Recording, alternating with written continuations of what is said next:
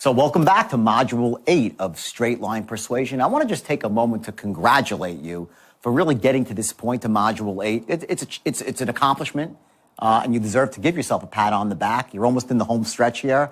And I think you see now that the things that you're learning are not, on the drawing board as some concept. These are real-world strategies that you can use with, absolute, deadly effectiveness. And when I say deadly, I don't mean that to make people dead, to hurt people. I'm talking about it to get people what they want and to be ethical and honest. And that's always, you'll hear me repeat that time and time again. And it's because it's so crucial to take these skills to empower people. Now, in Module 8 here, you're going to learn something called boxing someone in. That's really why I started off that way. Because boxing someone in, what it means is that you actually eliminate all their reasons not to buy and have them admit that they should be buying. And step by step, you're creating that emotional and logical box for them. You have 4 sides, and there's really no reason. They know it themselves. In order to really say no now, they have to go against their own beliefs, things they know about in society, about what's right and wrong. And when you do that, unless you're actually helping someone make the decisions they should be making, it's wrong.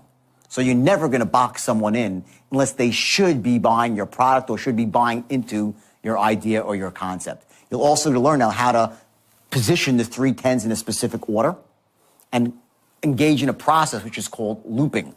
And that means if one of the 10s is missing, you'll know it is, by the way, because they won't be buying. You're going to learn how to actually navigate your way around the straight line in what's called loops until you actually get those 3 10s in one moment in time. And you would have squashed the buying beliefs using precise language patterns, which you're going to learn right now.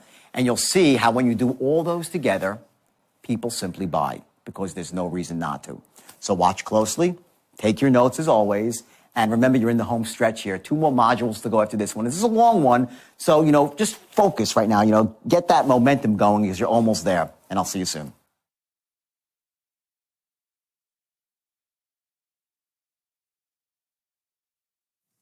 What we're going to do right now is we're going to figure out what our individual triggers are, our physiology for certain tonalities. Here are the important ones, the really, really important ones, right? Number 1 is scarcity. And with scarcity also comes a secret. An example from yesterday would be now the reason for the call today. There's a secret. There's a reason for the call today. Or, this is the last week. This is the last week it's going to be on the market. This is the last week it's going to be on the market. Scarcity. It's a tone for scarcity, right? There's a tone for certainty.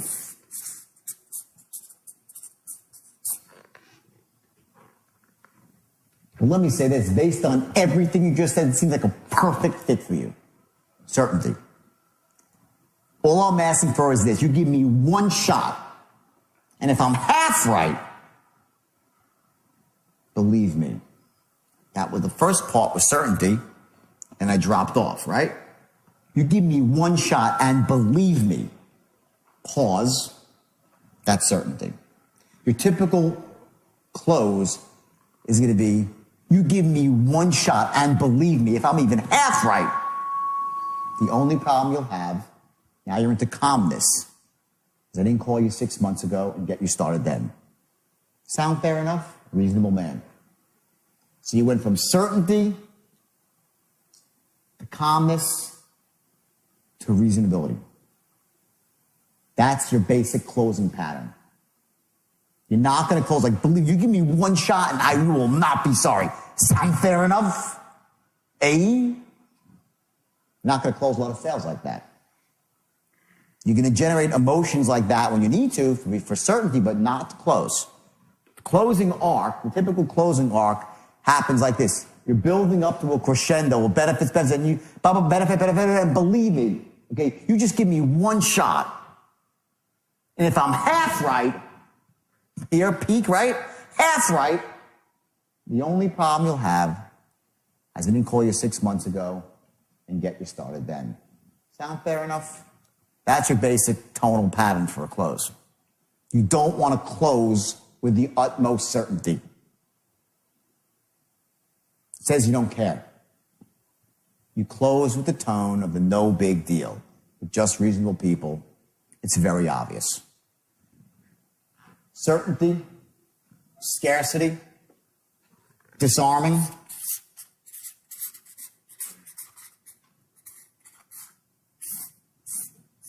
Okay? Those three tones are crucial. Crucial. The ones that you're going to all be able to master very easily here is the tone of saying, sound fair enough? That's going to be easy. So I don't need to instill a gesture. I don't want to insert a gesture in your whole psychology here. For some of you, though, certainty is a bit more difficult, but even if it's not, it's good to understand your trigger for certainty. Because sometimes you need to get certain real quick and you want to trigger it in an instant. Knowing your gesture is the quickest way. Just so you know, before I come on stage and speak, I fire off what's called an anchor. Okay, this is something I was taught in neurolinguistic programming. It's very powerful. And what it is, anchoring is a process where you actually can learn to trigger a state in an instant and you change your physiology radically by going back to a moment in time when you felt a certain way and associating some gesture or either a kinesthetic squeezing your fist, a sound, a smell. I'll get to that in a second. You can recreate a physiology like Pavlov's dogs. You know Pavlov's dogs? Okay? They rang the bell every time they gave the dog food, the dog would salivate, right? Soon enough, they'd ring the bell, the dog would salivate anyway. He's anchored into the sounds of a bell. Okay? If right now I was just, all of a sudden you hear a police siren and before your conscious mind would even be aware, your heart will be beating faster. That's an anchor for you. A police siren is anchor. We're anchored all the time into things. We have anchors set all the time. We live our life with anchors. They're just mostly by accident. The key of advertising is to anchor you into a certain state. That's what they do. They use sex, visual images of pretty women. What does a pretty girl do with Budweiser beer? Not a lot, right? But you're anchored to thinking, ooh, beautiful woman, bam, Budweiser label, and you're anchored into Budweiser beer. In order to set an anchor for you, you need to be in a peak state. In other words, if I tell you I want you to get into a state of certainty, right? And I'll say, okay, now here's the strategy. Ready? And there's a reason why I'm not going to do it in this room. I'm not going to do it in this room. I mean, I'm not going to set your anchor in this room because it'll be doing you a disservice. I'm going to show you how to set your anchor back at your office. And I know it's like, so why is he do it here? Well, I'll explain. An anchor works when you're at the peak of the state. So just imagine if you're a salesperson, when is the time you are most certain about everything? When? What's the moment you feel best? After you what? Bing, everyone said close. After you close, right? There's this moment when you close where you are king of the world, right? Now, if we sit here, I say, okay, I want to get you into a state of absolute certainty that you're a closing machine. So before you ever pick up the phone, you're going to have that feeling. Just imagine if every time you picked up the phone, you had that feeling you had when you closed the last sale. How great would that be? To be that certain about yourself. When you picked up the phone, before you knock on any door, boom, you're in a state from the moment you close the last sale face to face, and you have all those great feelings washing over you. That's the power of anchoring. Okay, so my goal here is, and you know, people try to do this in seminars, and it's crap. I'll tell you, well, get up and jump and dance and you know, clap your hands, okay? And I love Anthony Robbins, I do. He's a friend. I respect him tremendously. But I do not believe that, you know, when you get up in one of his seminars, you cannot set an anchor there because you're not high enough at the levels that you can. You have to get to the utmost peak of the state. Okay? Now, you know, he's a pro's pro at this stuff. He's like the best anchor out there. But most people, again, it's going to be a lot more effective. It happens in real life. In other words, I could try to show you, watch this. Okay, now go back to a moment when you close the sale and make the picture bigger in your head, brighter. Close your eyes, say yes, squeeze your fists. I can do all that. But it's not going to be nearly as powerful as if we find out what your gesture is right now for certainty. And the next time you close a sale in your office, you're going to set your own anchor.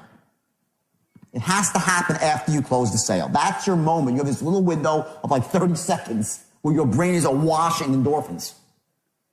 And at that moment, you set the anchor. I'll show you how to do that. Then, every time, now what you're going to do is this. We're going to do it very, very powerfully. Some sales forces, it depends on what you do, right? You close the sale, you hang up the phone. That's that instant that you hang up the phone, you're in a peak state of certainty about yourself, your ability, and your job. That's when you have to set the anchor for yourself. The next time you have that feeling is if you're in one of these offices where you go and ring a bell. You go ring a bell, right? You got that? Oh, yeah. Okay, you have the bell, okay? Great. That's an anchor, by the way. Why do you think the bell is there? The bell's an anchor, in case you didn't know. The problem is it's not being used correctly because people, unless you understand neuro-linguistic programming, the power of the bell is really powerful, okay? But what you want to do is fire up your anchor twice. You want to set your anchor. Set your anchor the second you hang up the phone. I'll show you how to set your anchor, okay? The second you hang up the phone, and the second you ring the bell, you set it again. Double shot, boom, boom. And you set 2 anchors. Now let me backtrack for a second. Who wants to do this? And when they get back to the office, set an anchor for certain. Everyone? So it'll change your whole perspective on what it means to really feel confident when you're on the phone. Like I said, remember I said to you, I want to show you how to get into that right state. So every time you walk through the door, you feel great. This is what it is. Okay? And anchoring is unbelievably effective when it's done right. If it's done wrong, if it's this much off, it doesn't work. You have to be the absolute peak of the state or it won't work. So let me go back for a second now, okay? What you do is this, okay? Your brain is a very, very powerful computer. And you can take images in your brain, you can make them bigger, you can make them brighter, you can intensify things, and you can dim them. If I say to you, everyone close your eyes for 1 second, okay? And I want you to picture in your mind's eye your favorite food.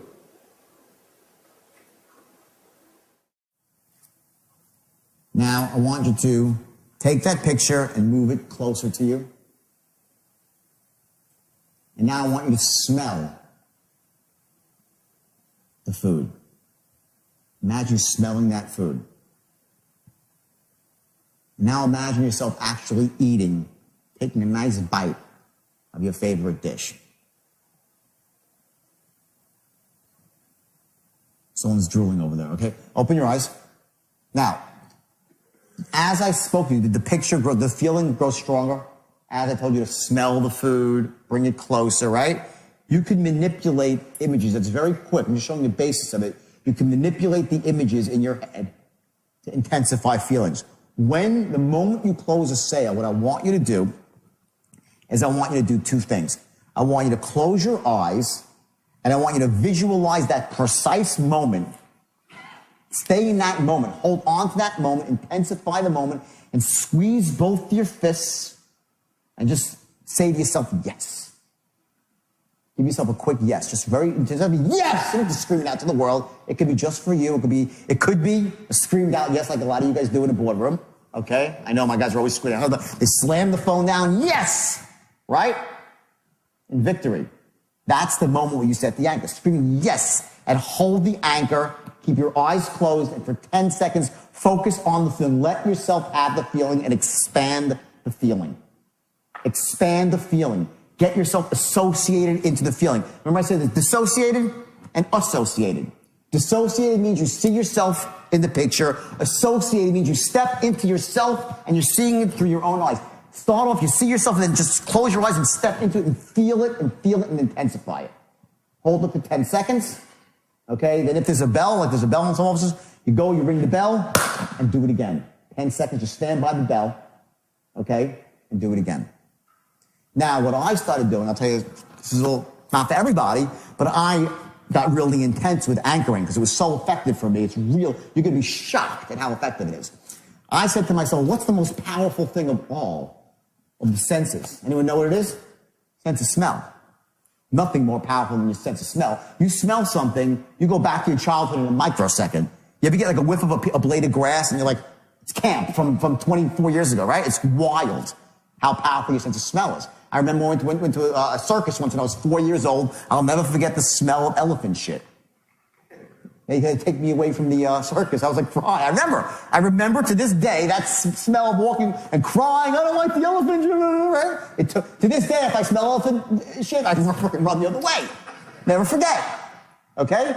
The point is that sense of smell is so powerful. Nothing brings you back to a feeling and to a state, S-T-A-T-E, a state of certainty, a state of nausea, whatever the state might be, a state of sadness. Something all of a sudden you see a movie, bam, what happens? You see something that relates to your own life, a sick child, tears are coming down, you're anchored. You fight off, you have these unconscious anchors. And next thing you know, before you know it, you're in an emotional state.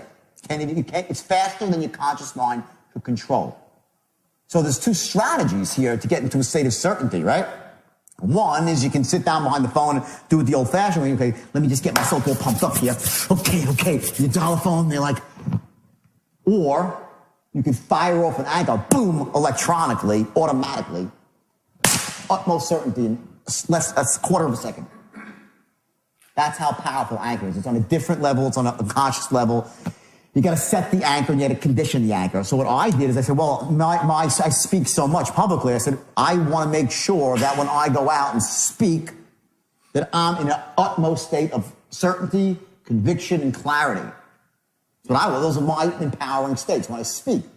So what I did is I set an anchor. Started off where I set an anchor from back in my first great speech when I was 24 years old at my brokerage firm. And I remember when I actually stumbled on the straight line, and again, my first straight line speech, and there was like 15 people there, and they're all like, oh my God. And I remember this feeling I had afterwards, and it was like the greatest feeling in the world.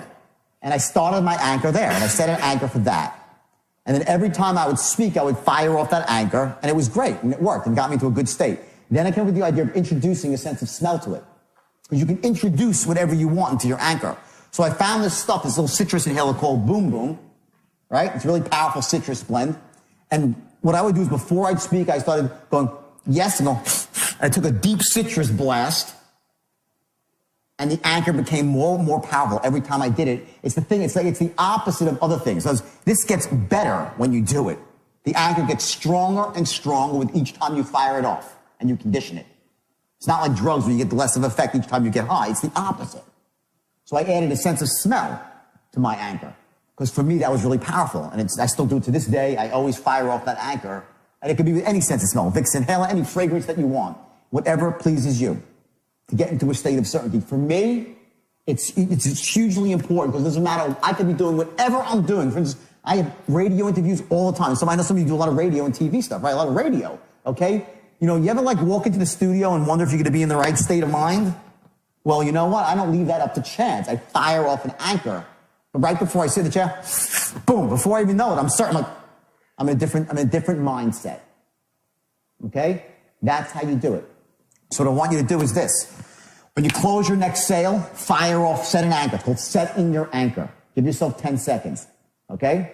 If there's a secondary time to do it, like a bell or something else, set it again. Do not fire off the anchor, though, the next time you pick up the phone. Okay? Because your closing rate, here's the thing. Because if your closing rate is, let's say, 1 out of 15 pitches, right? Your anchor gets diluted. It becomes associated with not closing. You follow me? It has to get set first, completely set in stone. It's like, I had surgery on my shoulder recently, right? And the guy put a screw in my shoulder and put my bicep tendon back on my shoulder, popped out, right? Okay, he said to me, it's fixed, but it ain't really fixed. Let it sit for 3 weeks or 6 weeks and get stronger and stronger. Same thing goes with your anchor. Okay, if I set an anchor for certainty for you, you go home and set it, right? And then the next day you're out pitching, you get rejected again and again, like you will, because the numbers are 1 in 10 or 1 in 12, whatever it's going to be. The anchor falls off. It's not set yet. It's not firm enough. So what you want to do is do it 3 times only when you close. Only when you close. And after you have 3 times of setting the anchor, then it's locked in. After the 3rd time, then you start firing off the anchor. Not every time you pick up the phone to the point where you get to, if you're, let's say you're on the phone, you can fire off an anchor. You can be on the phone with somebody, okay, qualifying, right? And then when you're in the pitch, okay, you can set it right there. It's like happens in a quarter of a second. An anchor fires off in a quarter of a second. Don't fire off your anchor every time you make a cold call. You understand? You dilute it. When you're in an actual presentation, then you set your anchor off. Because cold calls don't always turn into presentations. You want to protect your anchor and then condition, and every time you close, you keep firing it again, it becomes more and more powerful. You can introduce whatever you want into it. Make sure that when you set the anchor and you close your eyes, okay, give yourself, there's that feeling of absolute, if it's for certainty is the best one to do. Start with certainty. That's the one you really want, okay, is certainty. The most powerful thing for a salesperson, okay? You gotta just get it in there so every microfiber of your being is invested in this anchor. And the reason you say something to yourself is because you're then stimulating your auditory. That's an auditory anchor, right? This is called a kinesthetic anchor. I want you to close your eyes and visualize yourself. It's a visual anchor. You're hitting 3 senses right now, your anchor. I hit a 4th, which is olfactory. That's me. So you're hitting as many of your senses as possible to set the anchor. That simple. Okay? What I want to do now is I want to go through an exercise here. We're going to actually learn what our physiological gestures are for certain states. Now, I'll tell you what I said before, right? For me, number one, let's go through certainty. Okay? For me, certainty is this. I do it every single time. You probably see me. You probably notice, right? That when I want to get certain, the first thing I do is without thinking about it, I take the back of my hand, I slap it into my palm. That's how I get certain. I know when I look at myself speaking sometimes on stage, I'll see a tape of myself, and I'm walking around, it's in a corporate speech, and I'm being mellow, and all of a sudden, I'll say something, and bam, I pop into a state of certainty, and my presentation goes up a level. Happens. Because when I fire off my anchor, it's not, just understand this. The mistakes that people make is when you get into a peak state, it's not for every moment. You don't come home to your wife.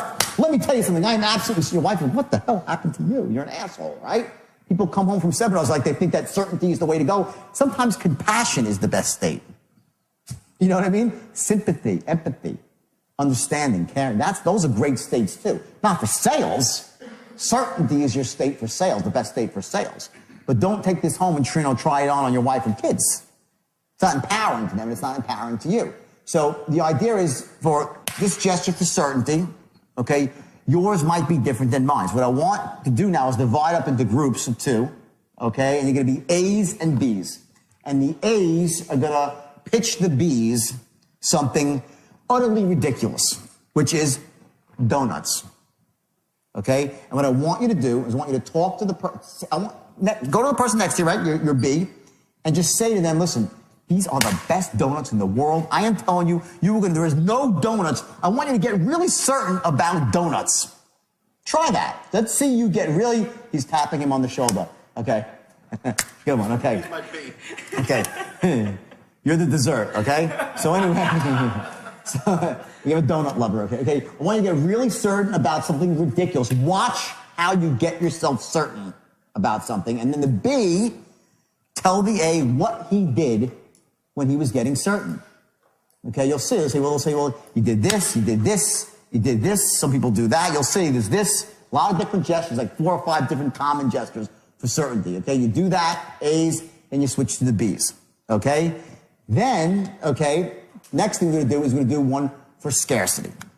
Okay, there are not a lot of donuts left here. I got some information from the donut manufacturers. This is like 4 boxes of donuts left in this whole state. And this guy's gonna be really fucking pissed when they're all gone, okay? So you better go buy all your donuts right now, okay? So for me, what did I do? Well, right? It's different, okay? I honestly, I don't know what I did. But if you're watching, you could tell me what I did. I was caught up in the moment of trying to create scarcity. I have a gesture. Once you know your gesture, you can create scarcity anytime you want, because your gesture it's motion that creates the emotion. It's not the other way around. The motion comes first.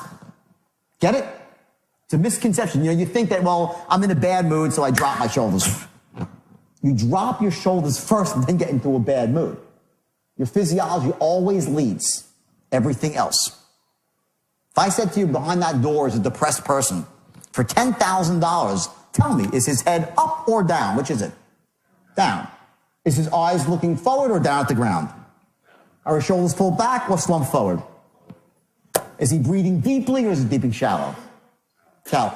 Everybody here says the same thing. Why? Because we know how to do depression. We've all done it ourselves. We're masters of it, right? If I said someone out behind that door is happy, $10,000. Is their head up or facing the ground?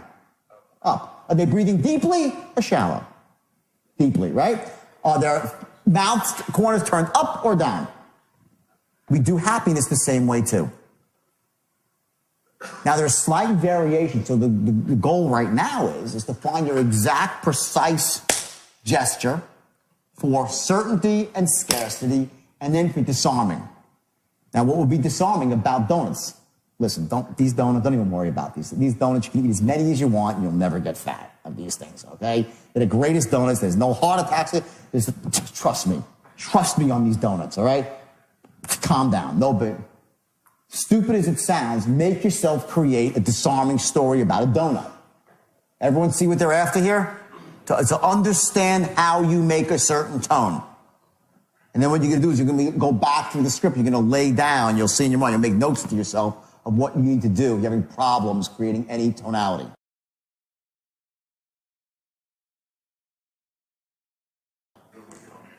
All right, everyone got it? Let's go for 30 minutes. Okay, we'll do 30 minutes on presentation, okay, which is going to be a little academic here because I want you to understand structure. So you go back and you can write your own presentations. Then after lunch, we're going to do strictly closing. It's going to be all about looping, using everything you've learned right now to actually take yourself down the entire line to the end. Okay, so we need to just do this last bit of this is a little bit more structured, okay? So real quick, okay? Basic structure of page number 1, it's a work in progress. Remember this, please, when you go back to your companies and you start writing new presentations based on what you're learning, understand that your first draft, you use it, it's going to be evolving. Cross out words that are causing you to get tongue-tied. Less is more with words. Contract things. Drop words like this is, say, hi, John, this is Dino Imperi calling. You could just say, hi, John, Dino Imperi calling. You could drop this is very simply, and you sound more casual. That's a perfect example of how a script evolves.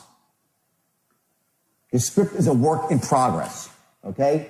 The whole script, the body of the script, from the time you say, well, based on what you just said, it seems like a perfect fit for you. From then until you say, believe me, you will not be sorry. That's when you ask for the order. I'm skipping over the body right now. That whole thing is no more than a page.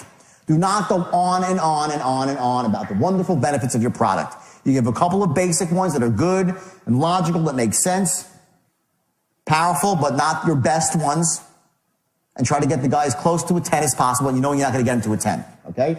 No more than a page in the body. Okay?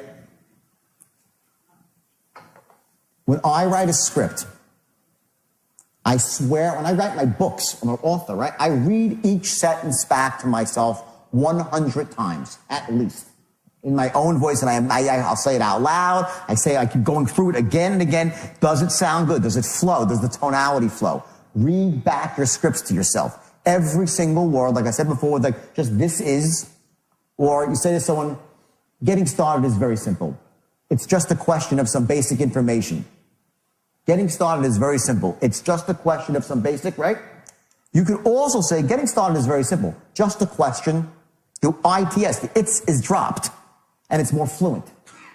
You'll start to, I'm talking, these are tiny, microscopic changes that all make the script flow better, and it all sounds more casual, which is because you want to get that rapport going, that you're a friend, you're just like him, you're not an adversary. So if you were speaking to a friend, you would say, it's just like this, say, just like this.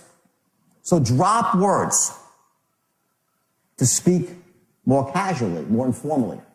Contract words. Very seldom you'll say it is, you'll say it's.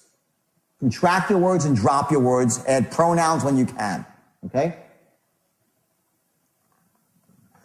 Paint the picture using comparisons and metaphors. This is very, very powerful. In this script that you have right now, you'll notice go to the body of this script that I wrote for this company. Okay, I don't have it in this one. You guys have it there. You see, here it is. Okay, now, companies like Goldman Sachs and Barclays Bank. You see that? Okay, great. Now, in the past, this strategy was used strictly by institutional trading firms. Average investors like you have been boxed out of the market. Meanwhile, companies like Goldman Sachs and Barclays Bank have been making a fortune with it. That's called painting a picture using metaphors and comparisons and acting to a really big company. You get that? Linking your good or service to a trustworthy figure. This is crucially important. Paint a picture with a comparison, metaphor, and link yourself to a trustworthy figure. Now, I did both of those, if you notice, they were both in one sentence. I made my comparison was about someone else making money with a similar system, and I used an authority figure, Goldman Sachs and Barclays Bank.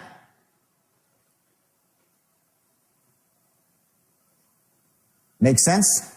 If you want to talk about someone's credit being fixed, use someone that's, if you can, find a prominent example that's well known, or you're stopping, or it's a loan model, whatever it might be. Find someone that's a prominent example that has integrity, that got into a bad situation, and use that as the comparison. Very powerful. You're leveraging off of their credibility. Okay? And create urgency in the last paragraph. Now, this is tricky because you have to maintain your ethics and integrity here. Don't lie. If it's an offer that's going to be around forever, don't say the offer's lasting for 15 minutes. Okay, you got to come up with language based on your industry that's ethical, but that also serves you. It has to serve both people. But don't lie. But create some urgency that the reason I'm calling now is this. We have a special right now going on for the next, it's about to end. Okay, or some news just came across my desk, whatever it might be. I just got this information right now. Just received a report that there's going to be, a famine somewhere. And believe me, these sort of things are, the reason I put up famine is I'm going to talk about scarcity in a second, how you really create scarcity, okay, on 3 levels. So there's all these different ways to create urgency, okay? Next, okay, you're going to go into a soft close at the end, ending with sound fair enough. A soft close means that you might, depending on your product, you might not even mention what the price is. It could be a very soft close. It depends. I typically mention the price. There's 2 strategies here. Okay? If you do this close right, I'm going to get into specifics in a second. If you do this close correctly here, and you say, sound fair enough? They'll say, yeah, great. You say, okay, great. Let me just take down some basic information. The guy will give you his name on the application. Blah, blah. You say, okay, which credit card you want? You say, well, I didn't know I was buying it, right? Okay, that can be good and bad. Okay? I always give price, but I'm just telling you, there are options here about how, if you're looking to see how far you want to go on a trial close here. I'm a big believer in trial closing. I'm a big believer in trial. That means getting small commitments from a person and moving them down the line. That's what you're doing. You're getting small commitments and moving them down the line. Okay? So at the close here, when I say a soft close, that means that you're not going out and banging the guy over the head. It's going to be a disarming close. Getting started is very, very simple. Just a question of your name, some basic information. I can get you enrolled in the program right now. And believe me, if you do even half as well, certainty, as everybody else in this program, you're going to be very, very impressed. Sound fair enough? That's your basic close. That whole process here should take no more than about 1.5 minutes to 2 minutes. If your people or you are on the phone trying to sell someone on your presentation, it's 10 minutes long, big mistake. Understand this. People are not going to buy here no matter what. We've been taught since we're this big to wait it out, to negotiate. There's got to be some time that's got to pass. You got to do the work. We've been taught not to buy like that. Now, I'm a pretty instant buy. I buy quickly. But I still don't buy like that. It takes a little bit of work to get me to buy. I've been conditioned that way. Most people that you speak to have been conditioned not to buy quickly. They want to negotiate in some way, get something out of you. They need to hear more. They're not convinced, okay? They have a belief that says they shouldn't buy. So, again, it's the same concept of keeping your powder dry. And you go into a soft close. So I wouldn't say, I'm going to show you all these different closes. Watch, okay? Okay? Two things. The power of presupposition. You'll make money with it.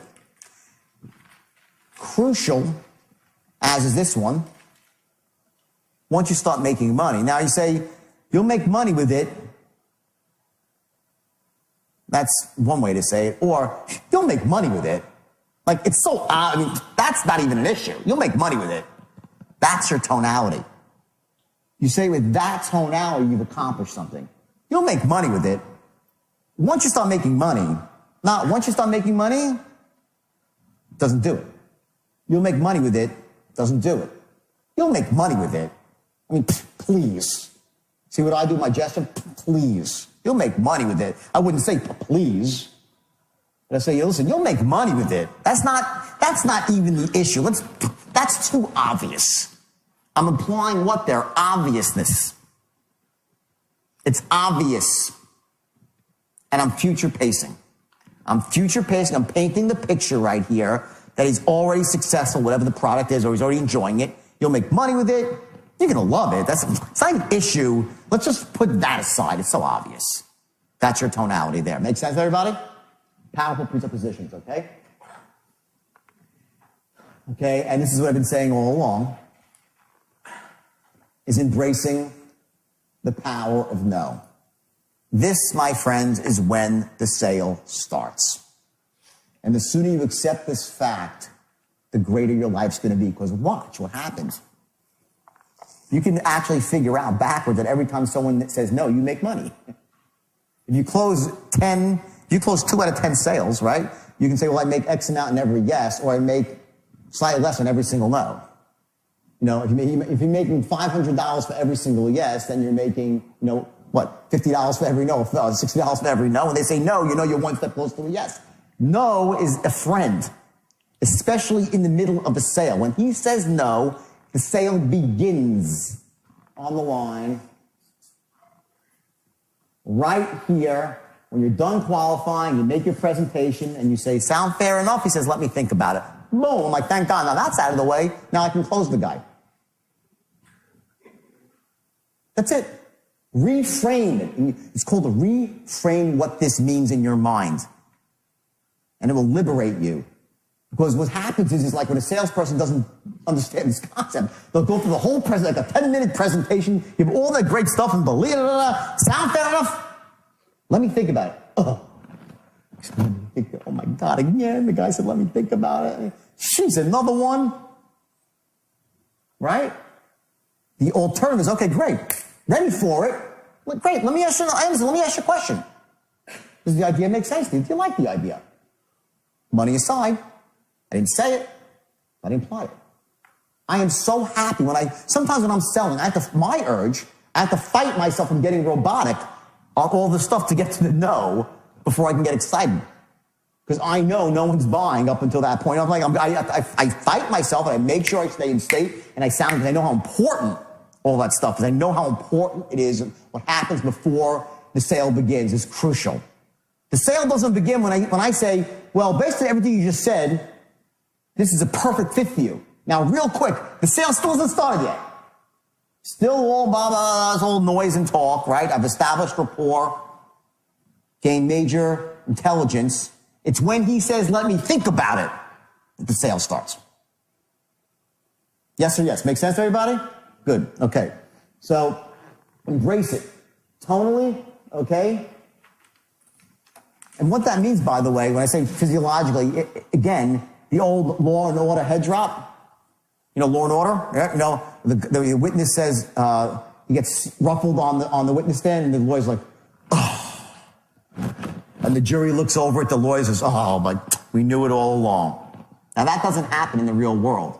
And unfortunately, I know a little bit too much about that, being on the stand and stuff. I'm not proud of that. But I will tell you the thing that I was coached about was no matter what happens, you keep your game face. No matter what comes out, no matter what they say, you don't say, oh my God, now it's... The lawyers never do that in real court. That's for TV.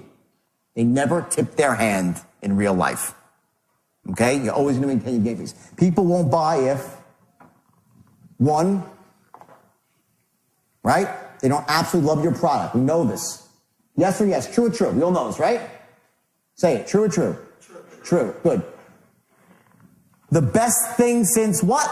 Sliced bread, right? Next, they won't buy if they don't trust or connect with you. That's missing, they're not buying. Again, they're not going to buy if they don't trust or connect with your company.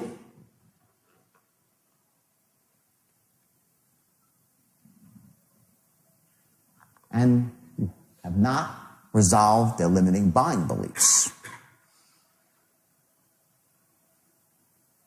Things that hold them back. They've been burned before. They've been told not to trust salespeople. I don't buy from strangers. I need to speak to someone 5 times till I trust them. Here's the greatest line ever from the movie Forrest Gump. And in this 6-year-old kid says it all. Gives you the keys to the kingdom. He walks up to his first day at school. You know, who knows? Everyone's seen Forrest Gump, right? Okay, everyone's seen it, right? First day of school. His mom takes him to the bus stop. And his Forrest is not that smart, right? And he goes up, he walks up to the bus stop with his little braces on his legs, right? And the door opens and he sees the bus driver who he's never met before. And he goes up and she looks down and she goes, well, are you going to get on the bus? He goes, my mom told me I'm not allowed to get on the bus, talk to strangers. So she goes, well, I'm Dorothy, I'm your bus driver. He goes, well, I'm Forrest Gump, I guess we're not strangers. And he walks on the bus. That's how easy it is to get someone to feel like they're not a stranger with you. People say, well, how do I get someone to trust me? Tell them you're trustworthy. This is really, really simple stuff. We'll get to it in a second in detail, but to say, well, just how do I make someone trust me? Or tell them I'm trustworthy. You know, do you say, you don't say, trust me, I'm trustworthy. No. What you say is, I pride myself on certain things. You're going to pride yourself. Don't write this, because I'm going to give you the whole patent for it in a second. I just jumped that here for a second. Don't worry, you're going to get it in a second, the exact language on it. Everyone understand what I'm saying, though? You're going to, how do you tell them who you are? Flat out. What you stand for, what kind of human being you are, your qualifications, your certifications, kind of friend you are, the kind of heart you have, your altruistic sensibilities, the way you give back, the way you can leverage people's resources, the way you live for that, you help your family, all your friends, all that sort of stuff. You're going to tell them. Because if they truly knew that, would they buy from you? Yeah. If the other stuff is established too. You tell them. Not like, just trust me because I'm trustworthy. I am ethical. And that's when you do it in a very disarming way. In almost an apologetic way. Get to that in a second. Lastly, you haven't created a strong enough emotional want.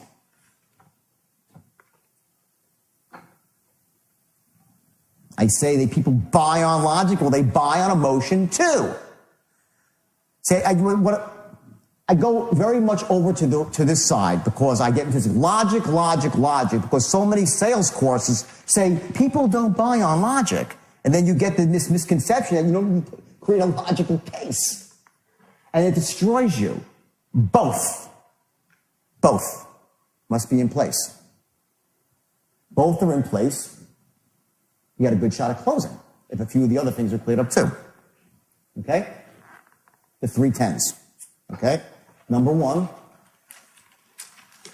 they love your product. 2, they like and trust you and know that you care.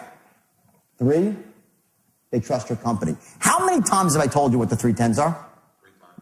3 times. Probably like 30 times today. I mean, I've told you, literally, in the last 2 days, I keep saying it again and again and again, right? That's on purpose. It's not by accident. Repetition is the mother of learning. These are the keys to the kingdom right here. Okay? They love your product. They like and trust you and know that you care. And trust your company. You must establish these things before you close. okay? And you have the art of boxing someone in, okay? And these are the sides of your box. Now, I caution you. Stop, sidebar, caution, ethics. Boxing somebody in means you create this emotional, logical beliefs, right? Action threshold. This is what you gotta do. You gotta box somebody in and give them no choice but to buy lest they contradict everything they know and stand for, their beliefs, they have to contradict themselves to say no. Sometimes people hang up when you put them in this spot. Everyone's like saying, yeah, they do. But if you do it elegantly and they know that you care, they usually don't. They hang up when you box them in like this, but they don't really think that you care. Click. Then you call them back and you get the machine. Or call away the screen, right? Okay? Boxing somebody in ethnically, please, please, please, for yourself and also my integrity to go out and teach this. I was reticent to stop. I wouldn't want to teach this stuff originally, okay? But I'm trusting people to really do the right thing. I do not box people in and take their money unless it's really in their best interest, okay? That's it. That's the story. The art of looping. This is the process where you capture the 3 10s. These loops, visually, what they are, what it really means is that if you're here on the line, right, and they say, let me think about it, you cannot go forward. You can't say, fuck that, I'm going to try to close you anyway. Next close. You can't do that. A loop means you stop, you go backwards, and you take another shot at creating the 3 10s, and you move back to the line, and you go forward, and your loop, does it end here? No. Your loop ends a little further down the line. So if your loop's a little bit, it's not a perfect visual there, but so you loop, you go back, you go online, and you end a little bit further and ask for the order again. Make sense to everybody? Your next loop, you're going to go here. You're not going to go forward. You go whoop, back, and loop back around again. Notice the loop is smaller. In the first loop, the loop gets tighter. The metaphor is not a noose around his neck, so please don't think that's not what I mean, okay? When I say tighter, I mean the language pattern gets more tight because A, you've already pretty much established the first one. By the way, if you can't establish that your product's a 10 for this person, you get a new product to sell. Like the product is to be a given. It's a given that you can establish your product as a 10. Everyone understand that concept? Or sell something else. Or you're speaking to the wrong people. You've qualified the wrong people. Okay? So the loop gets tighter because what's happening is you're talking less and less about the product and more about yourself and the direct benefits to him. Yourself, I mean your integrity. And I say myself, I don't mean talking about me. No, your integrity and how you handle people and your company's integrity and what you could do for them besides this one transaction over the long term. After the credits are paid, we're getting new credit, mortgages. We want to be an asset to you and your family over the long term. This is far beyond one simple credit repair sale. The amount of money I make on this when I split with the firm and the government, I can't put puppy chow in my dog's bowl. I'm not getting rich. But what I do know is this. If you do even half as well as the rest of the people that have gone through this program, believe me, you're going to need 1,000 referrals when it's all done. And that's how I make money. Sound fair enough? That's a loop. Okay, I missed the actual, I left out the language patterns, by the way. There's a pattern in the middle, I'll get after lunch. There's a pattern there I missed. But that's how you would go through it, right? Next loop, okay, is even tighter. Until it gets to the point here when you really are objection, answer the objection, no more deflection, answer the objection. True beauty is bam, ask for the order. Boom, you're getting and then either he's going to buy or not, or he's not a buyer. And the loop gets tighter and tighter as you move down the line. And at a certain point in time, bam, they start buying. Happens usually in this kill zone right here. They start to buy. Once in a while, you got people, you take them to the very end, they finally buy. Those are really gratifying. They're also going to be a waste of time. Okay, I've watched this. I was in training some company in California like 2 weeks ago. I did a quick training for some company. I watched this guy, taught him his straight line. He was boxing this guy in for credit card machines. credit card machines, like that business, right? And he was mercilessly, but ethically, just going after. He would not let this guy off the phone. The guy actually bought after an hour. An hour. So like, all right, well, that's okay, but like, that's a lot of work for I personally would say, you know what, that's a guy I might let go because I could make a couple more calls. Usually that won't result in the sale. Okay. So, and also ethics again, you don't want to be beating someone up, right? There's a certain point of good taste and good judgment where you say, okay, listen, next, have a great day. Good luck. If I can help you in the future, please feel free to call me. You never, ever, ever end a call in a bad way. I don't care if they don't buy you, if they're rude to you. Whatever happens, you end the call honorably. Thank you, and wish you great luck. Have anything to do, let a reflection on yourself, your company, and you'll feel better as a human being about it. Never get adversarial, never get nasty, never curse. You treat your people with respect even when they don't buy. Hugely important. So that's the way it works. Those are the 3 10s. What we're going to do is we're actually going to run the patterns and give you the exact language for the 3 loops. There's other loops too that come after, but these are the 3 primary loops that you need to know to really manage this. And the rest you'll figure out along the way. Not that difficult. Like again, it's all very simple. Structure and tonality. The exercise that you did before, where you were finding your triggers, I know it was a little funny and wacky, but sometimes funny and wacky is what works. Don't kid yourself. The ability to harness any tonality you choose is going to be critical when you're boxing somebody in. Because remember, the box, right?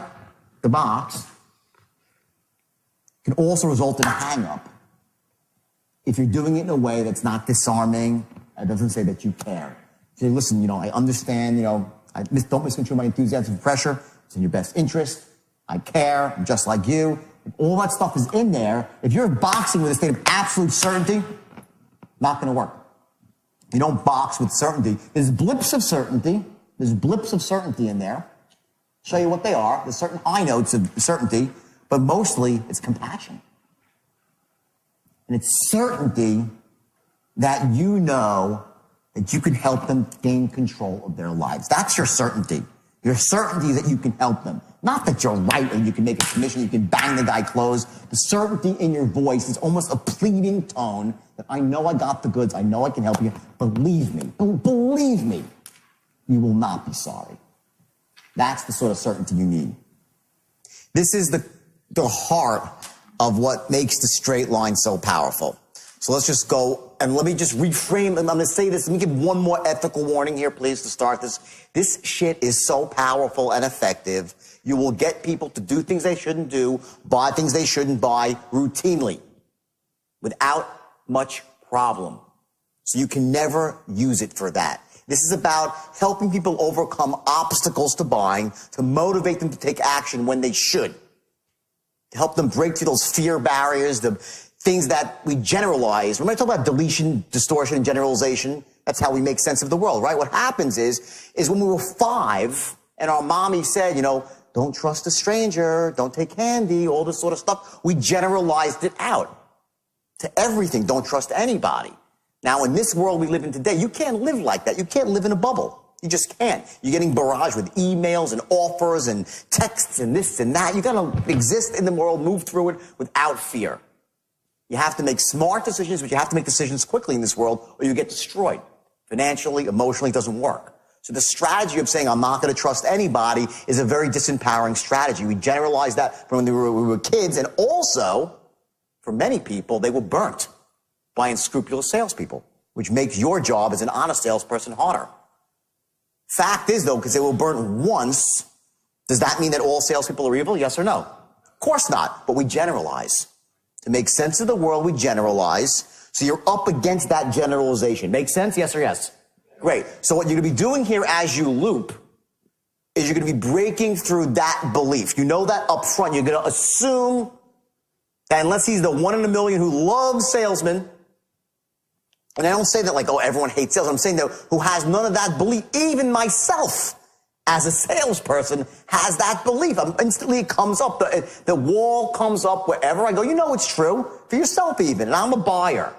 I have a little bit of it. People who aren't buyers have thick walls of it. The good news is that when you get someone like that, who doesn't really buy from anybody, when you break it down, you have a customer for life. So it can work against you too, as long as you're aware of it and you can address it in an elegant way and show a person how to take action to move through those barriers to get what they, not just what they want, but what they need. Make sense? Great. Okay, so here we go. First loop, okay, it starts here, okay? The 3 10s are what? The product is what? The best thing since sliced bread, right?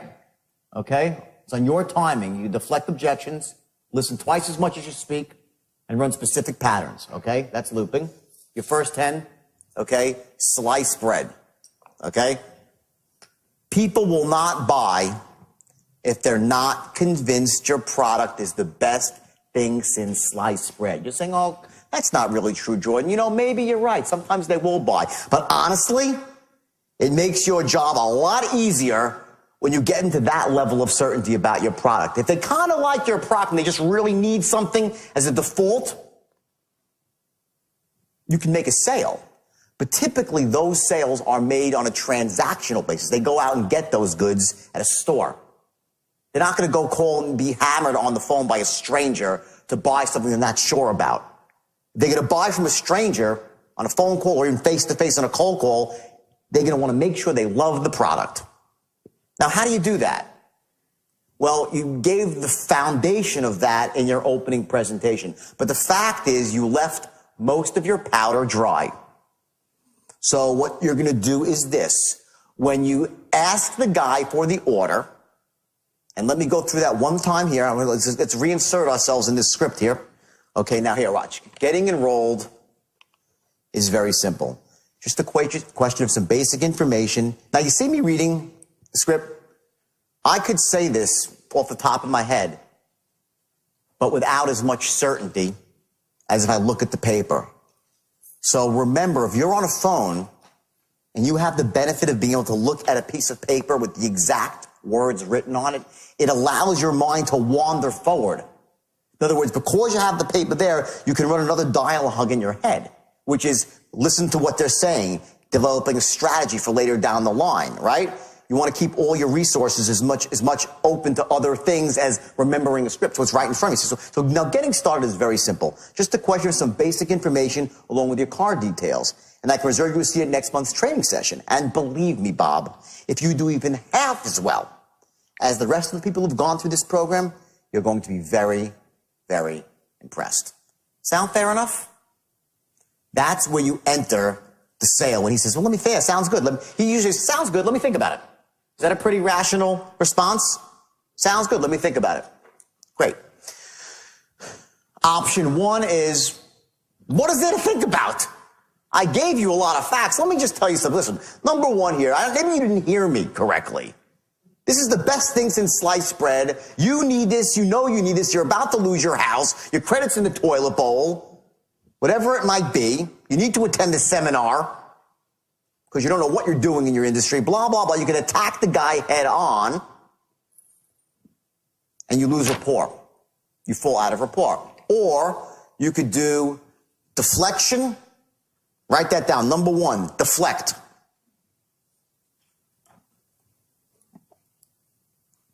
He says, let me think about it. You don't say why. You say, I hear what you're saying, but let me ask you a question. Money aside, does the idea make sense to you? Do you like the idea? Yes or no? No. What did I do wrong? I said money aside. Why do I need to say money aside? I think my tone's pretty clear, isn't it? That money is aside here. It's just very honest, like, it's like an arm's length question, like, no big deal. I what? Right? Disarming. I disarm my tone. I don't say, well, let me ask you, let me ask you a question. Maybe you didn't hear what I said to you, but does this idea make sense to you? Do you like the idea? Negative. You cannot say it that way. It is ultimate disarm. I hear what you're saying. Let me ask you a question. Does the idea make sense to you? Do you like the idea?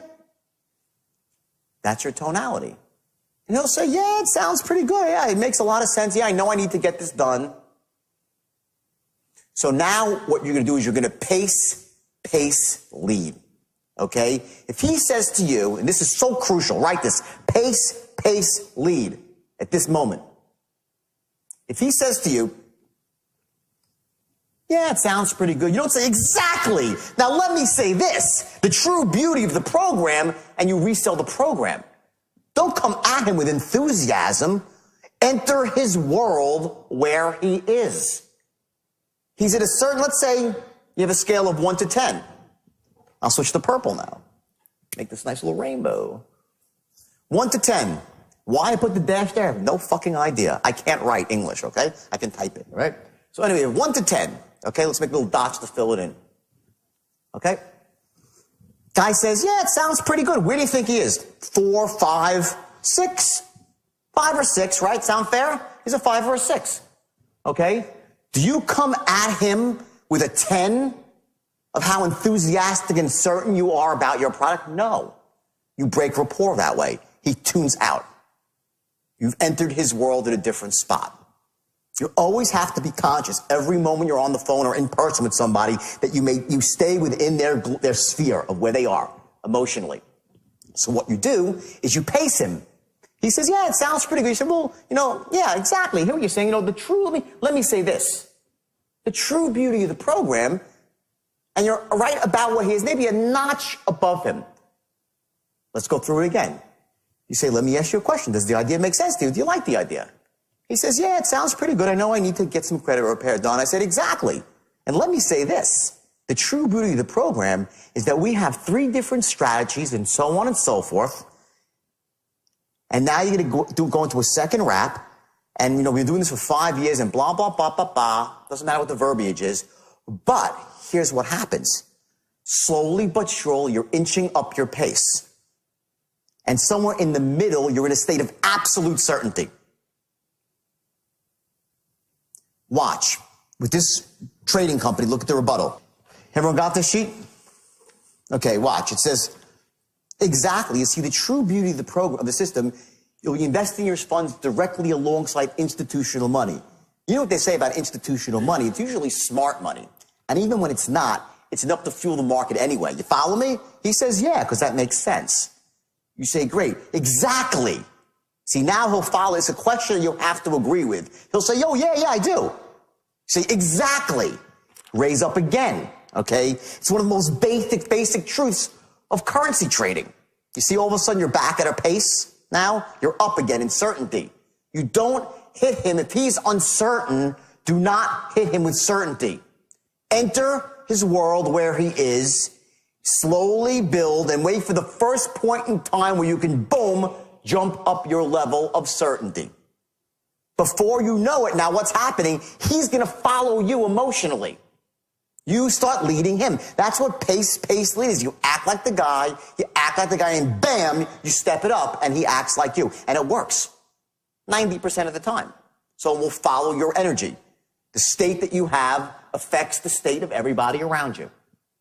So you pop in the middle of this thing, go from his world, slightly above, boom, boom, you hit your spot, and you'll know where it is in your script. Find your spot in your script. You create a question here, you make a statement whose obviousness cannot be argued, and get him to agree with you as something that's totally obvious.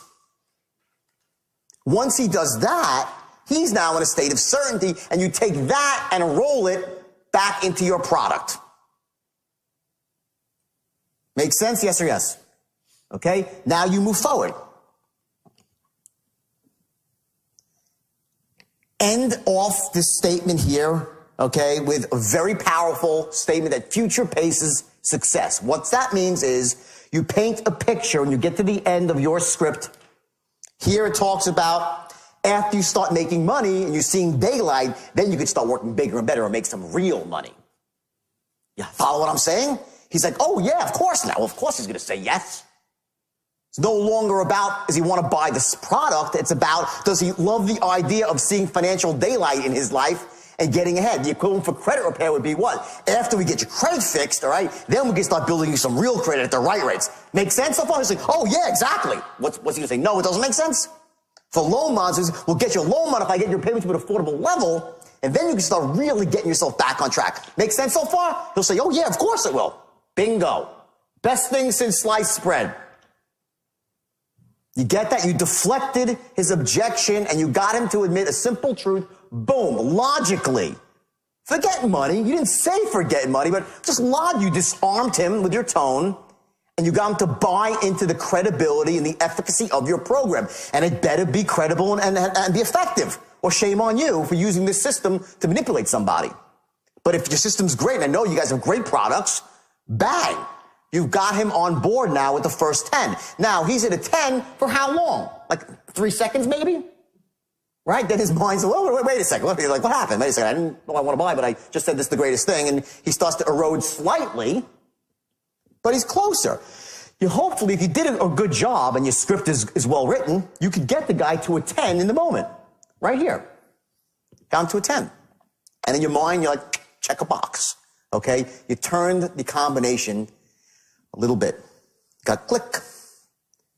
Now we know that the things that must happen here are A, he must think what? Your product is I love this slide, by the way, right? Makes me hungry. Best thing since sliced bread. Okay? Which leads us to step 2. Okay? Selling yourself.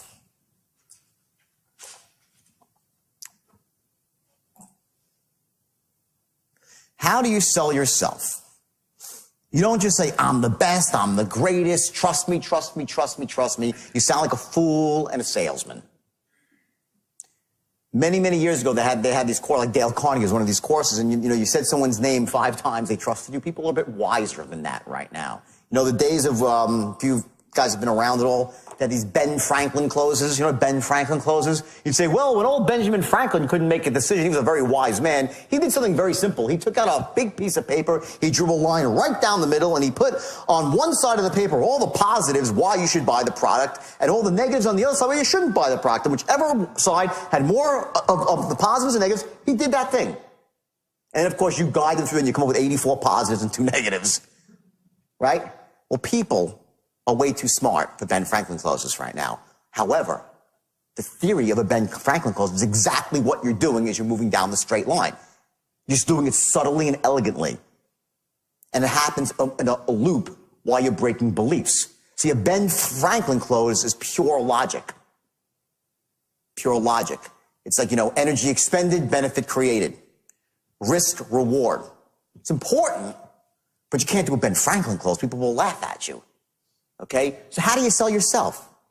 Well, the best way to sell yourself is to make it into a metaphor. Create an example that is so simple and undeniably logical that they have to admit that you're right. So what you do is this. Depending on what industry that you're in, you're a stockbroker, for instance, something I know real well. Right? Say, let me ask you a question. If I'd been your broker for the last 3 or 4 years, making you money on a consistent basis, put you into 4 or 5 stocks, you made money on all of them, you wouldn't be saying, let me think about it right now. You'd probably be buying the stock, right?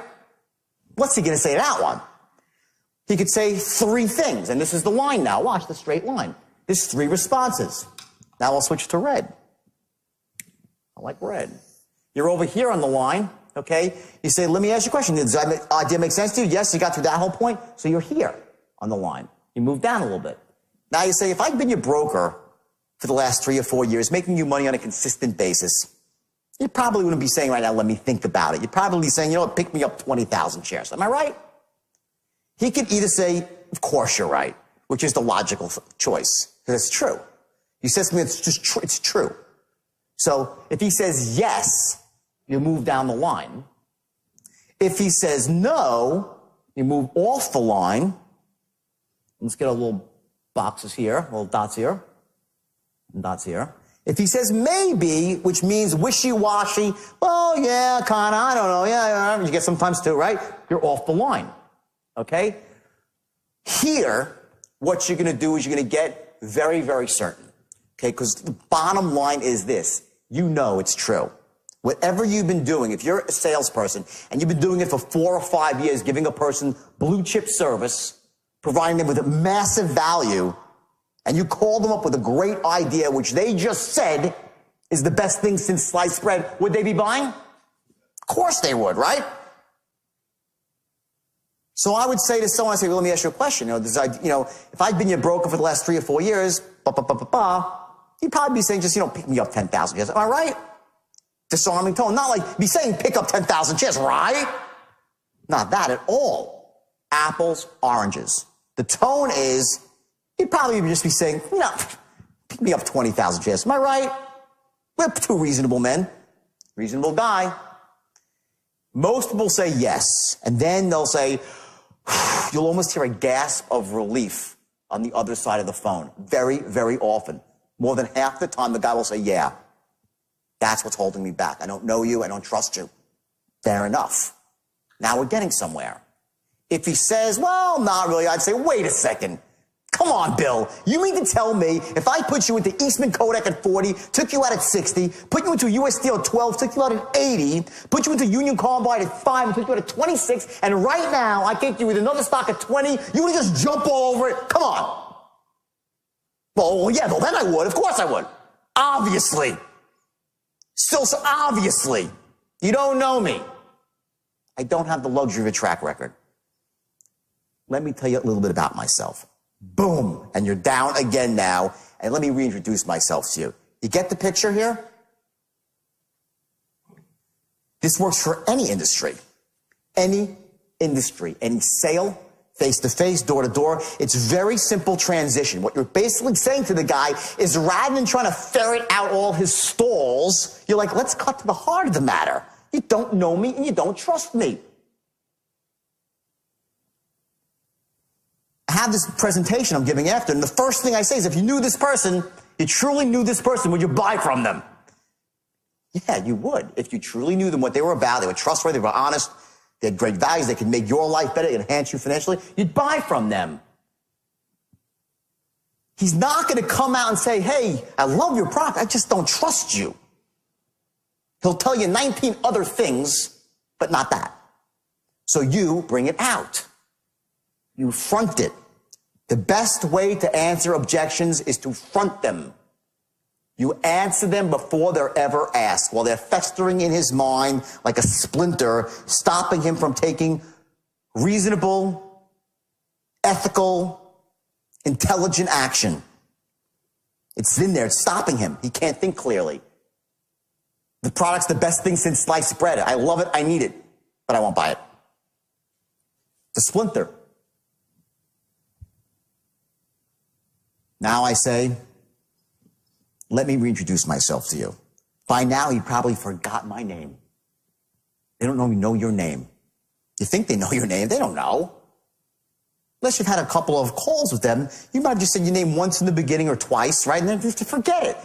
Let me reintroduce myself to you. Now, I told you earlier, I gave you a tip to handle a bit on the whole thing, how simple it is. And again, it's simple. It's not, I don't like complicated. I like simple. Simple is Forrest Gump. Stupid is as stupid does. Forrest Gump goes up to the bus, looks at the bus driver on the first day of school and says, I can't get on the bus because I don't know you. She goes, you're right. I'm your bus driver. He goes, okay, now I know you. And he gets on the bus. Guess what? We're all built like that. How long does it take till you know somebody saying, yeah, I know, they're good people. How long? You can happen really, really fast. You give referrals out. If someone sells you something, you make the commitment to buy it, right? 4 minutes later, you give it a referral. You're calling your friend, hey, this guy's great. You don't even know the guy. You made a buying decision. You came to the conclusion he was great. You start recommending him. Do you really know that someone's honest and ethical? How the hell do you know? I'll tell you what, I've had friends for 15, 20 years that I thought they were scum, right? We all know that. And we all have had friends that are wonderful people that have been with us through thick and thin. I have those too. And I really know, after what I've been through, who sticks with you and who doesn't. But the point is, it takes an awful long time to get to know somebody. Yet we're willing to go out there on the line in 4 minutes after we buy. Hey, I just bought a car. This guy salesman's so cool. Call him up. He'll hook you up. I do it. Don't you all do it? Yes or yes, right? You do it. Okay? So why can't it happen right on the phone call? Of course it can. You create it by your language, by the words you say and your tonality. It says, I care, I'm just like you. It's so simple, guys. It's so, girls, it's so bloody simple. That when one day you'll call me on the phone, you'll say to me, I can't believe it. Some guy was, no. I said, let me reintroduce myself to you. My name is Jordan Belfort, and I'm the Senior Vice President of so-and-so Credit Repair, and I pride myself on helping my clients get the best possible result and working harder than anybody and blah, blah, and you have a rap about yourself. I've been with this company for 3 solid years, and I plan on being the top producer here, not by being wrong, and not by not getting my clients the exact result that they want. My business is on referrals. And as far as my company goes, oh, what was that? And as far as my company goes, the third 10. And there it goes, the third 10. Sell your company. It's in one language pattern. It's whoop. The transition is, and as far as my company goes, as far as credit dispute suite goes, as far as XYZ loan mods go, as far as XYZ machine parts goes, the management team is blue chip all the way. Chairman of the company, and you give a name and a face to your company. Mike Citron, this one or that one, doesn't matter. Okay, he's the most honest guy, the way he prides everything on customer service, doing the right thing. Company's the fastest growing in your market. Now, I can make this stuff up, but the point is, research your company, find out the best rap for your company that's honest and ethical, that makes a case that this company is a company you can trust. This is not hard. Because if you can't make that case about your company, you ought to find a new company to work for, right? Not difficult.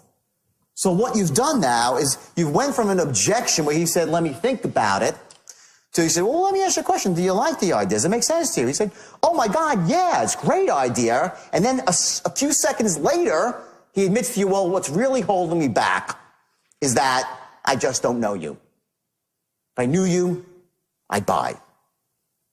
And if I knew your company, then I'd really buy. You've done all that. You get to that language part where you say, as far as my company goes, you say, listen to me. Do this. Write that down. Do this.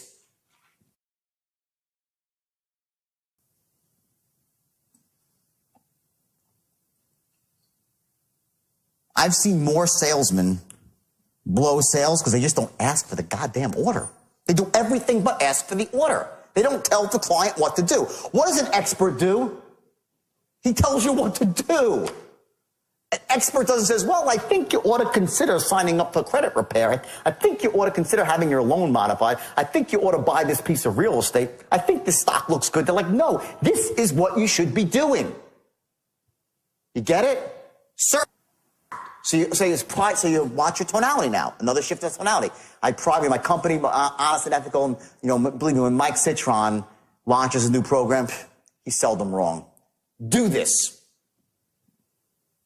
Start off a bit smaller, bigger. Now, I don't know. It depends, again, on your industry. Now, let's assume, okay, that there's a step-down possibility, right? And you started off at X and you can step down to Y, right? Would you step down? No. Not yet. That's next. Don't step down yet. Hold your guns on price. Don't, again, it's keeping your powder dry. This first loop, they probably won't buy. They don't buy on the first loop. By the way, they don't buy. Still. Some do. Some do. But typically it takes another loop for them to buy. There's still unresolved issues. What are they? I don't know. You can't really be sure. We can't look inside the human mind, know every insult that's happened since he's 5 years old. We don't really know his financial picture. We don't know the whole story. So we have two strategies. You want to shoot darts in the air and crazy, or do you want to deliberately go down the line, all right, and force the guy, smoke him out? Eventually, when you get the guy in the box, he's going to have to come clean with you. Because if he likes you and trusts you and knows your company is honest and he really, really wants the product, he's got this conflict. He's like saying, shit, I like these guys. I would hate to be thought a fool. Shit, I know it. I'm getting burnt, stolen. There's this whole internal dialogue going back and forth while you're trying to close the guy. You don't think that's happening? Think about yourself when you're getting sold. You're not debating it in your own mind. You're running movies out this way. Well, if I buy it, let me see what happens. Well, I'll feel really good driving the car, but it's really pissed at me. And blah, blah, blah, blah, blah, blah. It's going to cost me X amount of dollars, $20,000, $2 a month. I could have bought that. I could have bought that. Well, it's happening so fast while they're just sitting there looking at you like, and it's racing around. Okay? None of us is that clever to be able to look inside that person and say, this is the exact combination. I got to just say that. You don't know. Better keep every sale the same, okay? So let's say you go through this whole thing. Very seldom will he say again, let me think about it. It's not because, well, I still need to think about it. That's not what they say. They'll throw up another stall. They'll say, well, I got to go check with my lawyer or my accountant or my wife. We all hate that one, right? Because we always wonder, does he really need to speak to his wife? You know, is that, you don't know? Well, I don't know. So what do you say? Do you really need to speak to your wife? Come clean with me. Are you bullshitting me? Are you stalling me? What do you really need? She's going to bitch slap you when you get home if you do this. Tell me the truth. Well, you know, it'll be nice if we could say that, wouldn't it? It'd be great, but we can't. So what we do again is we deflect again. I don't say, you know, listen, when I was in the brokerage business doing things in the highest level of pressure, you know, we would say that we would shame people. You know, we'd shame people into, you know, I'd say to a businessman who was making $4 million a year in 1990, you know, pick up your skirt, grab your balls, and make a damn decision. To a guy. Think your wife goes out and consults you when you go shoe shopping?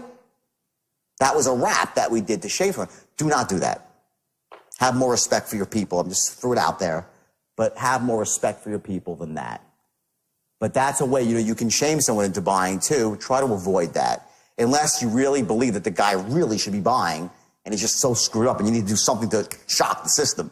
You can shame him, okay? But that's the last resort, okay? Let's say it's the wife and say, listen, I hear what you're saying.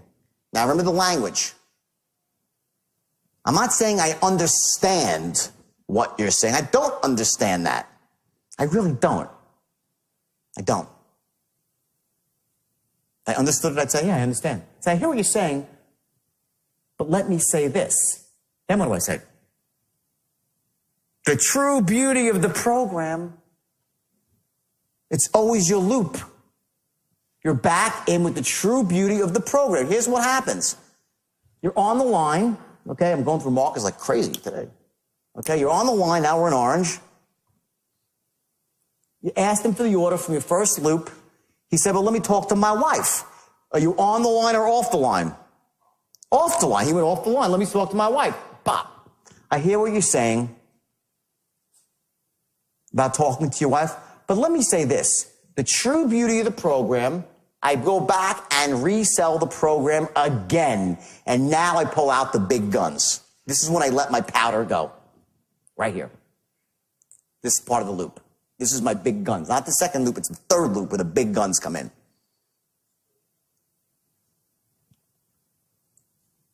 So it's actually the second loop, right? Yeah, it's the second loop. Right, second loop. Okay? Where the big guns come in. Okay? Well, it's the third rap about your company, but it's the second loop. You have your initial presentation, then you have your first rebuttal rap, and then you have your second rebuttal rap, right? That's where you let out your best stuff. Okay? And you tailor it to the objection. Mention his objection in there so he knows you didn't totally disregard it. So if it's his wife, you want to weave something about his wife into the actual presentation of A, what the true beauty of the program is. Takes just a little bit of practice, not a lot, a little bit of practice. Not much at all. You get this in a couple days. Gets to the point, no matter what they say, you have the answer. If you don't, shame on you. Because you can control this easily. This is in your control. You can have the answer to every question. You can loop elegantly. You just have to put the time in to come up with the right scripts that are ethical, honest, and do the job. That's simple. So I would tailor my presentation here, now my bullets, to his wife. And then I would also, most powerful thing is tailor my close to his wife. I mentioned the wife in the close. And say, believe me, all I ask is this. When you make the first $4,000, you say that, go buy your wife a little present. I'm sure she deserves it. Sound fair enough? Dead silence now. The first person who talks loses. That's your loop. You understand? What did I miss? Something very, very important. And here's what it is. This is the most powerful one of all. Every human being has what's called a decision-making strategy, which cuts to the heart of when we were being chased by dinosaurs, even though we never existed with dinosaurs. When our ancestors, right, is this fight or flight mechanism that we all have. We all operate as fear-based creatures. That's how we are. So, in the middle of that loop, what we're going to do is we're going to stop it and say, listen, we're going to take this airtight logical case about the product again. So we're getting a 10 to the product. Let's say this is the line, right? We're going down the line here, okay? We resold the product. This is this third presentation, second loop. Bam, our strongest case right here. Super strong case. We resold ourselves again, right? And again, I'm going to be here for you every step of the way. I have all these patterns for you. You can write them down. I'll give you the actual patterns of what you're going to say. This is the language patterns, okay? I'm going to hold your hand every step of the way to guide you into this, to guide you at this, to make sure that it works. My company stands behind this product with an unconditional guarantee, or whatever it might be. All these things that are in the middle of here, right? That you're strengthening yourself, your company's integrity. Give you the patterns for it. And then you say, do this. Pick up or buy? No. You would say, and honestly, let me ask you a question. What's the worst that can possibly happen? Let's say you sign up for this program, and I'm totally wrong. And it's almost a mocking tone. I'm totally wrong. My compass is off. Your credit doesn't get fixed. Your loan doesn't get modified. Your seminar is awful. Doesn't make sense to go to. Your my machine part doesn't fill your need. The real estate's the wrong piece of real. Let's say I prove to be an incompetent fool. What's the worst that can possibly happen? Let's say that it's $245, making up a price, right? Over the next 60 days. Is that going to put you in the poorhouse? Honestly. And he'll say, well, no, exactly. It's not going to make you a poor man. But on the upside, what I can do for you besides this one transaction in the way of this, that, and then you start building a massive future pace case. You create a picture in his mind of massive, massive benefits for doing business with you. You're interrupting his decision-making strategy. You showed him now. He's been weighing it. Remember the scales? Well, he's got his decision-making scales, right? And here he's got, if I do this and it doesn't work out, bad. If I do it, if it doesn't work out, good. And they're fighting. They're in a death match. Now what you've done is you've knocked out, if it doesn't work out, not so bad. We're logical creatures. If it does work out, whoa, it's even better than I thought. Because I was only thinking about credit repair. What this guy can do for me in the way of identity theft, rebuilding my credit, getting me a mortgage. Ooh, boom, the scale drops. Get it? Just what it's going to be that makes the scale finally go is anyone's guess. But to give someone, put someone in a situation, insert them into a place where they've said now, it's the best thing since sliced bread, and they've been sold and resold again. When I say sold, I don't mean that in an evil way. They have been told the facts, undeniable, undisputable facts of why this product is the greatest. They know it. They feel it. You've created pictures so they emotionally feel it. You've talked about the wife, about their future to create an emotional want for buying. And the worst that could possibly happen is what? You lose a couple of $100. Not so bad, considering what the upside potential is. It's enormous. And all I ask is this. Give me one shot. Give me 90 days to prove myself to you.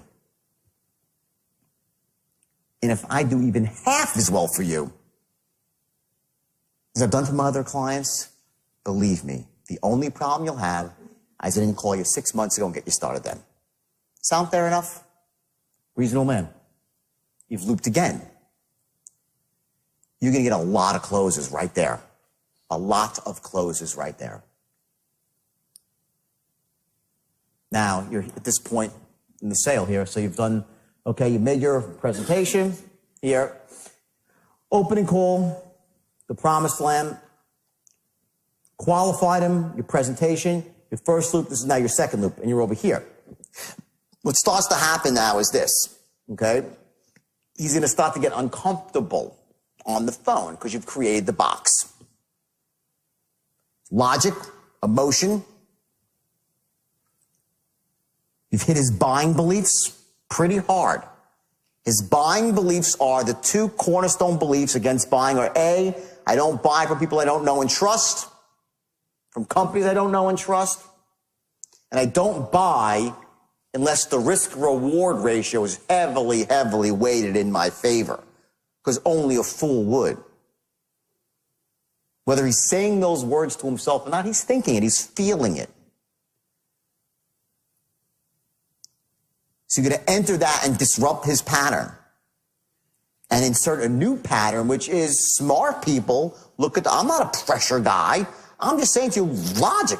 What's the worst that could possibly happen here? Let's say I'm an idiot, I'm wrong.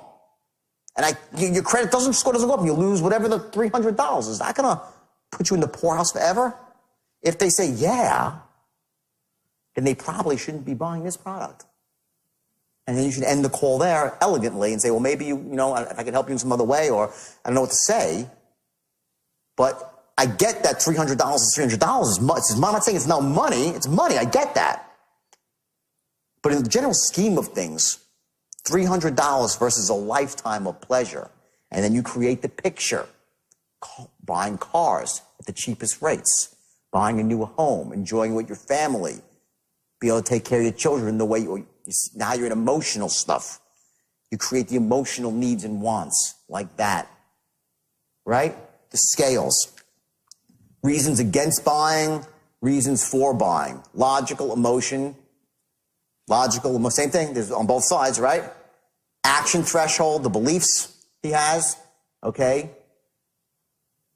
It's going like this, and it doesn't go like this. It happens in a second. That one way, and the scale tips.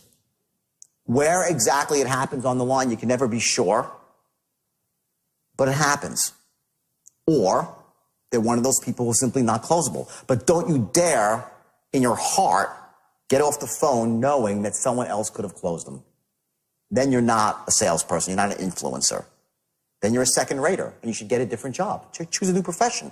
There's nothing wrong, by the way, with, not being that person. But if you really want to be a salesperson, you should really, you owe it to yourself, your family, and the people that you interact with, not to waste their time, but to be the best that you can be. And the best that you can be is you're going to close everybody who should be closed. And no one that shouldn't be closed. The next loop that you make is going to be very tight. Okay? If someone says to you, well, I got to talk to my partner. I got to speak to my partner. Right? Another objection. Fair enough. Okay? I would say, listen, I understand you have to speak to your partner. But let me say this. All his store back again, resell my company quickly. It's like 2 lines. Resell myself quickly, again, right? Resell my company, then don't close. I'll say, what exactly do you have to talk to your partner about? I won't just say, I never go at him head on until the very end. In other words, I'm going to answer his objection. I deflect him for a second. And I resell my company. When somebody... No, all three. Product company, yeah. Very quickly, boom, boom, boom. I don't antagonize. Well, I got to speak to the phone. About what? How do you do that? How do you do that? You speak to your partner, really about what? Look at these people. Tell me. Come on, tell me. You can't do that. Just deflect for a second. Say, I understand what you're saying. Just let me say one thing. The beauty of this program is that I would tailor it to that. It's a sort of decision that you don't need to talk to your partner about. Like my rap would be about that, about why it's such a simple thing to do that you really wouldn't need to talk to your partner. That's what my rap would be, leaned in that direction. From the intelligence that you gathered, I would be leaning it in that direction. From there, Once I got the guy and I know he's on board with me again, I say, what exactly do you need to talk to your partner about? And then let him speak. And you're going to find out that he probably does not need to speak to his partner. Well, I just got to check a few things out, and money, and money starts coming up. Money comes up, all this sort of stuff. Okay? Money will come up very often here. They'll start saying, well, I really got to see if I have the money. People are embarrassed sometimes to say they don't have money. So they'll tell you everything but, when it truly is money that's holding them back. What happens, though, is that when that's the case, you might never have even known. They gave you that first stall and they closed with looping because what you did is, yes, they still really are stretching financially, but they just realized logically there's so many benefits, emotionally, logically, fiscally. So they bought. You never really knew that what was it really in the beginning? Most of it is about just simply stretching with money. So remember that, looping exercise that you just saw on video, you just watched. Remember that you only loop when it's in someone's best interest, and you only box someone in when they really ought to be buying your product. One of the things I want you to focus on here, remember, is tonight, go through this exercise where you identify your own physiological triggers, what actually allows you to become certain, meaning I want to get certain, I tap my hand like this. Some people will point their finger like this. I don't recommend you point at certain people because they might smack you. But you're going to find that if you want to whisper, if you narrow your eyes, it becomes much easier to whisper. If you want to create this feeling of, you're not looking to really, invade someone's privacy, so you want to get that disarming tone, you might find by pushing your arms out, it becomes easier to develop that tone. So here would be an example. If you're going to say to someone, how much money do you have in the stock market, right? You might have problems saying that in the right tone. People do. So you would say, how much money do you have in the stock market? And put your arms out, and you might find it helps you develop a disarming tone. So go through some of the tonal patterns, and I want you to notice as you do the tonal patterns, what do you do with your body? What do you do when you sound certain? And you'll learn that you can actually trigger a certain tonality by leading with your body. The two are connected. You have the mind and the body, the tonality and the gesture. So learn that skill. It's very powerful. You'll see some more of it later on. But most importantly, right now, I want you to take what you just learned to heart. I want you to practice. And I want you to learn to master the art of boxing someone in with integrity, which means only when they should be boxed in because they need to make a decision because it empowers them and helps their family.